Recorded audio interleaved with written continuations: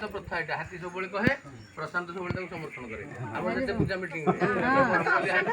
ସମର୍ଥନ କରେ କହିଲି କ'ଣ ଭୁଲିଲା କେବେ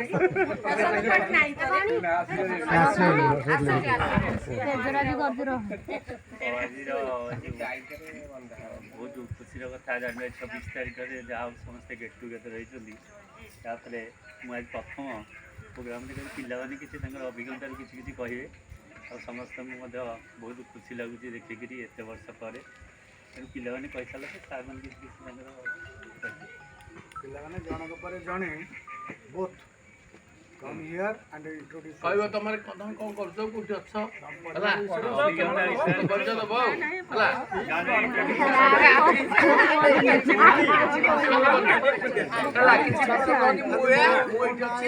ମୋ ବଡ଼ ଏଇଆ କରୁଛି ନା ଶାଶୁଘରେ କିଏ ଟର୍ଚର ହଉଛି ଶାଶୁକୁ କିଏ ଟର୍ଚର କରୁଛ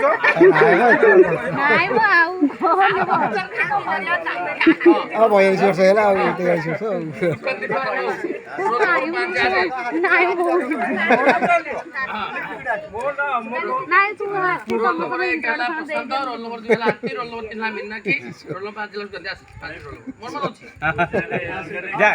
ଆରେ ଯାଉନି ଏଥିରେ ମନ ଖୋଲିକି ଯାହା କହିବା କଥା କୁହ ଯା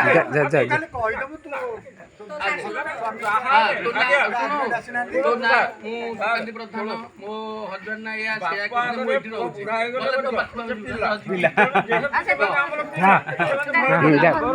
ଭଲ ଜିନିଷ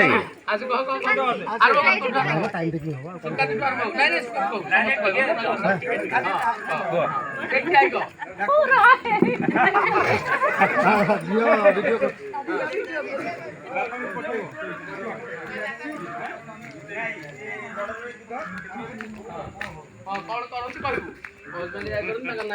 ମୁଁ ବର୍ତ୍ତମାନ ଏଇଠି ରହୁଛି କହିଲେ ମୋ ଆଡ୍ରେସ୍ ଦେଲେ ମୁଁ ଏଇଠି ଯାଇ ପହଞ୍ଚିବି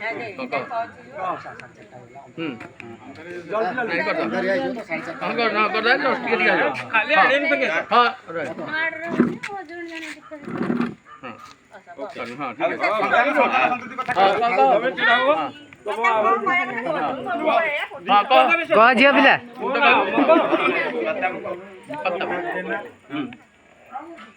ତ ଗାଁରେ ପିଲାଟି ବଢିଆ କଣ ଅଛି କର୍ମମୟ ଜୀବନ ସେଥିରେ ଦୁଃଖ କରିବାର କିଛି ନାହିଁ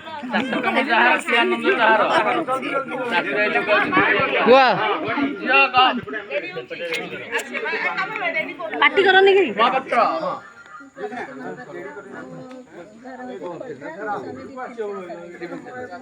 ଭେରି ଗୁଡ୍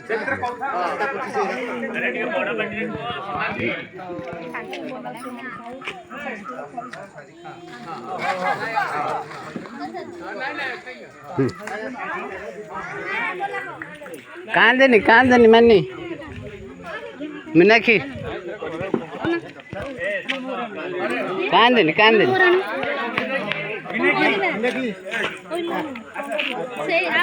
ସେଇଠୁ କହୁନ ନାଇଁ କିଛି କୁହା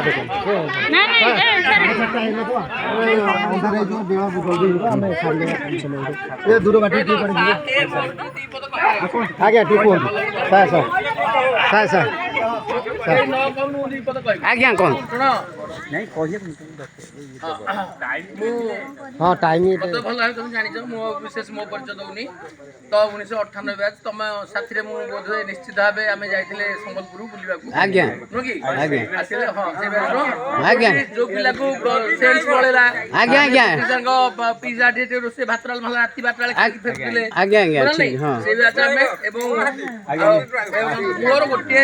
ମୋର ଗୋଟିଏ ତମ ମାନଙ୍କ ପାଖରେ ମୋର ଅଧିକାର ଦାବି ମୁଁ ଉପସ୍ଥାପନ କରୁଛି ଯେହେତୁ ଆମେ ସମସ୍ତେ ଏକାଠି ହେଇଛେ ବର୍ତ୍ତମାନ ତମ ପଢୁଥିବା ବିଦ୍ୟାଳୟ ଆଉ ବର୍ତ୍ତମାନ ବିଦ୍ୟାଳୟ ରୂପରେଖ ବଦଳିଗଲାଣି ବହୁତ ବଢିଆ ପରିବେଶ ହେଲାଣି ଆମ ପାଖରେ ଗୋଟେ ଜିନିଷର ଅଭାବ ଅଛି ତମେ ସବୁ ଭୁବନେଶ୍ୱର ବାହାରେ ଯୋଉ ଗୋଟେ ରହୁଛ ହେଲା ମୋର ଆଗପଟେ ମୁଁ ଗୋଟେ ଗାର୍ଡେନ କରିଛି ଯୋଉଟା ମୁଁ ମାଟି ଫାଟି ବିଲ୍ଡଅପ୍ କରିଦେଇଛି ତମେ ଗୋଟିଏ ଗୋଟିଏ ଗଛ ଫୁଲ ଗଛ ଆଣିକି ସେଇଠି ଥୋଇଦେଲେ ତମର ସ୍ମୃତି ତମ ବ୍ୟାଚ୍ ପାଇଁ ଗୋଟେ ମୁଁ ପ୍ଲାକାର୍ଡ କରିକି ମାରିଦେବି ଏଇଟା 1998 ବ୍ୟାଚ୍ ପିଲା ଆଜ୍ଞା ଆଜ୍ଞା ୱେଲକମ୍ ଏଇଟାକୁ ଆମେ ତାର କେୟାର ନେବୁ ଆମେ ପିଲାମାନେ ନେଇକି ତାକୁ ବଢେଇବୁ ଏବଂ ଏଇ ସ୍କୁଲଟାକୁ ଆଉ ଟିକେ ସୁନ୍ଦର କରିବା ଏଇ ଗୋଟିଏ କଥା ମୁଁ ଖାଲି ରଖୁଛି ହେଲା ଏଇ କଥା ମୁଁ ଆଜି ଭାବିକି କହିବି ବୋଲି ହିଁ ଆସିଥିଲି। ତେଣୁ ତମ ନାଁରେ ଏଇଟା ହବ ଗାର୍ଡନଟା ଆଉ ଅନ୍ୟମାନେ କରିଦେଲେ ଗୋଟେ ମ୍ୟାଚ୍ ପିଲା 91 ବ୍ୟାଚ୍ ପିଲା ସିଏ ଆଗ ଯୋଉ ଇଏଟା କରିଦେଇଛନ୍ତି ଯୋଉ ଷ୍ଟେଜଟା କରିଦେଇଛନ୍ତି ଆଉ ଗୋଟେ ବ୍ୟାଚ୍ ଦେଇଦେଲେ ଆମର ହେଇଗଲା ପଛପଟେ ୟୁରିନାଲଟା ହେଇଗଲା ଆଉ ଗୋଟେ ବ୍ୟାଚ୍ ଗଣେଶ ମୂର୍ତ୍ତିଙ୍କର ବ୍ୟାଚ୍ ଦେଇଛନ୍ତି ଖାଲି ସପନହାର ବ୍ୟାଚ୍ ଦେଇଛନ୍ତି ହେଲା। ତମ ବ୍ୟାଚ୍ ପାଇଁ କାମ ହେଲା ତମେ ଆଉ ଯାହା ହେଇଗଲାଣି ଆଉ ଯୋଉ ସୌନ୍ଦର୍ଯ୍ୟ ବର୍ଦ୍ଧନ କରିବ ଯୋଉ ଜିନିଷଟାକୁ ଫୁଲ ଗଛ ଟିକେ ଲାଗିଗଲେ ହବ। ତେଣୁ ଗୋଟେ ଗୋଟେ ଫୁଲ ଗଛ ଆଣିକି ନର୍ସରୀ ଭାବେ ଲଗେଇଲେ ପାଣି ଦବା ଦାୟିତ୍ୱ ନବା ହଉଛି ଆମ କର୍ତ୍ତବ୍ୟ। ଯାହା କିଛି ହବ ଏ ଟିଟେଇଟା ଏଇଥିରେ ହଉଛି ଯିଏ ଅଛି ସେ ତାର କରିକି ତାକୁ ଆମେ ଇଏ କରିକି ମୋର 30ଟା ଗଛ ହେଲେ ହେଇଯିବ। ମୁଁ ଯେତିକି ଅଛି କେତେ ଖର୍ଚ୍ଚ ହବ କେତେ ଖର୍ଚ୍ଚ ହବ? ଖର୍ଚ୍ଚ ନାହିଁ ଆମେ ସବୁ ପିଲା ଆଣିବେ ସେମାନେ ଆଣିକି ଖର୍ଚ୍ଚ କଥା ନୁହଁ, ଗଛ ମିଳୁଛି ଆଣିକି ଦେଇଦେବା ହେଲା। ଆମ ପିଲା ପାଣି ଦେବେ ହେଲା ଆମ ପିଲା ପାଣି ଦେବେ ତ ସେତିକି ହେଲେ ଆଉ ଲେଟ୍ ତ ହେଲାଣି ଆଉ କିଛି କହୁନି ହେଲା। ହଁ ଠିକ୍ ଅଛି। ଟିକେ ଯୋଉଟା ଯୋଉ ଶୋ ଗଛ ନୁହଁ ଟିକେ ଶୋ ଗଛ ଯୋଉଟା କି ଲାଷ୍ଟିଂ କରିବ ବର୍ଷିକା ମରି ଯାଉନଥିବ ହେଲେ କାଳେ ପସନ୍ଦ ପଡ଼ିବ।